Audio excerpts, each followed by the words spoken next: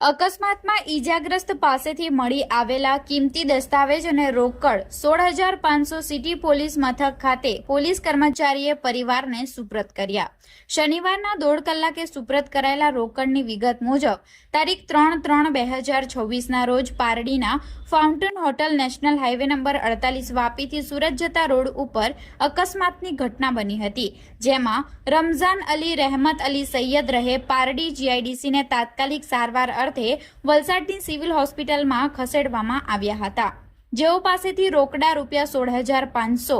આધાર card, ATM card, passbook, voting card સહિતના કિંમતી દસ્તાવેજો મળી આવ્યા હતા, જે તમામ દસ્તાવેજ અને રોકડ તેમના પરિવારને વલસાડ સિટી પોલીસ મથક ખાતે બોલાવી વલસાડ સિટી પોલીસ મથકના યુપીસી રિંકલભાઈ દ્વારા તમામ મુદ્દામાલ પરિવારને સોંપ્યો હતો। પરિવારે પોલીસ કર્મચારીનો આભાર વ્યક્ત કર્યો હતો અને પ્રામાણિકતાનું ઉત્તમ ઉદાહરણ પૂરું પાડ્યું હતું।